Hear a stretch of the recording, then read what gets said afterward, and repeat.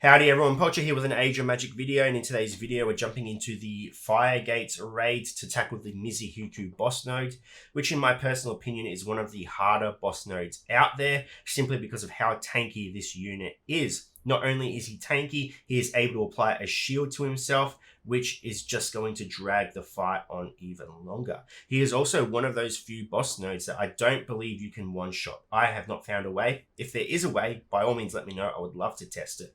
But he is one of those nodes that take a lot of effort from a lot of different players, because to get him down requires a lot of attempts. And for the regular player, that's just not possible because you do not have the heal kits, you do not have the gold, you do not have the energy to just keep getting attempts in. So it is going to require effort. Now, the point of this video is to show you the best way to tackle him. That way, when you do go into this boss node, you are able to do as much damage as possible, helping your clan in taking him down. So I will show you the team I use, the reason I use it, and how to work around this character's insane defensive capabilities. And hopefully it helps you and your clan get this boss down finally and move into the harder difficulties in the event raid. Moving into the battle, I will be using a completely maxed out squad. I understand a lot of people won't have these heroes maxed out. That's understandable. I'm here to just show you the full potential and the strategy used to take out the Mizuhiko boss node. Whether you want to put time and effort into your Arrogant Undead is up to you. They are useful within the Fire Gates raid. And if you are pushing to be more successful within the Fire Gates raid, then in that sense, they are characters worth investing in. There are two teams on the board. The top one is the primary one. That's the one I always use. The second one is if your Arrogant Axe Thrower is substantially stronger than your Blood Mage. Arrogant Axe Thrower, the only point of having him on the team is so that when you use your Blood Emperor's ability that allows all Arrogant Undead to attack a target, you will get more damage out of him than you would a Blood Mage. But personally, I prefer Blood Mage. I won't be showing you the Axe Thrower version. However, you understand what I mean when we're in the battle. So that's the team. The whole idea of the team is we're not dealing direct damage to Mizuhiko.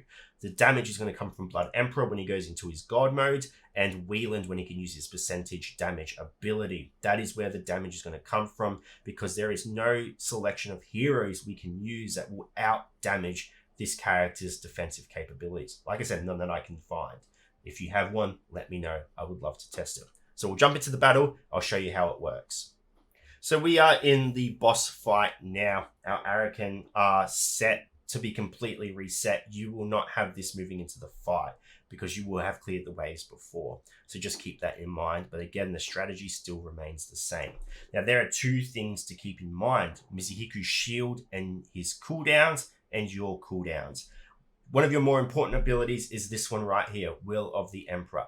You do not want to use this willy-nilly. You want to save it for when his shield is up. It will make sense in a moment. Okay, so we're going to start now. My God mode is available. What's it actually called? God of the Undead. It's available. I'm not going to use it straight off the bat because I'm going to pretend we're going into this fight with it on cooldown from using it previously. So what we're going to do is mark off the Arrogant first. Get some debuffs on him, and I am going to taunt with my guard. He is going to attack us there, and then we are going to cast Dusk of the Arrogant. It's going to increase damage, not super important.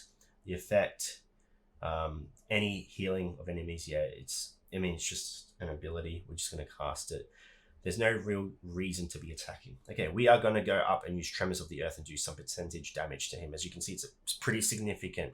It's more damage. Now, watch what happens when I attack with my Blood Priest. I'm going to use his basic attack, but just watch the damage we do to him. It's going to be so minimal. You don't even really see his bar move, so just keep that in mind. So out comes his shield. Now, this is the important part. This is where we use Will of the Emperor. It's going to get the most damage out on him. Now, it's not going to be huge, but it's going to start lowering his shield, which is important. We need to lower his shield as much as possible because we want to be doing as much damage directly to his health instead of his shield. So we are going to use Forbidden Ritual here, get my initiative boost, okay? We're just going to use our basic attack here. I don't want to damage my own characters, okay? I'm just going to use my basic attack here. And we're just going to keep whittling down his HP. And now we are going to go Blood Emperor mode. Now we're going to start doing big damage to him. There we go. There's the first. You'll get 2 bouts of dot damage out. Then you will be able to do 2 attacks. By that time, he will most likely cast his shield again, which is fine. We're going to boost this back up to 2 times speed, sorry. Basic attack, beautiful. And now we're back out. So we are just going to keep healing and rotating. We can use Rivers of the Blood, 30% chance to increase duration of active debuffs. Lowers the damage dealt, so that's always important. Lower damage. There's the shield again. And again, we are just going to go ahead and keep attacking using our basic. Now we can use Blood Priest's second special or third ability to heal our characters. We don't want to damage our characters though. So we are going to use our multi-attack and just start lowering that shield as much as we can. This is what I mean by having the Blood Arican Axe Thrower instead of the Blood Mage. It's going to do a little bit more damage against that shield. So we're just going to keep basic attacking. See, we kind of got that shield down. We're going to use our basic attack again. I'm going to boost the health of my Wieland. We are going to apply debuffs because we can. Shield is almost taken care of. We're going to heal. Oh, we didn't need to heal our Arican guard there. Basic damage out on him. Okay, we're just going to keep attacking. And now we can go God mode and get 2 bouts of damage out. 1, 2, beautiful. HP. I mean, we may be able to get him killed. You won't get him one shot in a proper fight because going into the fight, you will have your abilities on cooldown. You would have had lost health from the previous battles. Please remember that. So we're going to move into the next fight. This is just the rotation, and these are completely maxed out heroes. That's what I mean. The survivability of your heroes won't be this high because your Arican guards will not be maxed out. They're not typically heroes you invest in. So again, we're going to just keep attacking with our multi-attack now, get that shield as low as possible. I'm not going to damage my own units. We're just going to keep attacking. Okay, we've got one more turn so we can do a nice little 50. I think it's 15% damage. We are going to heal my Arican guard. Oh, we're out of time.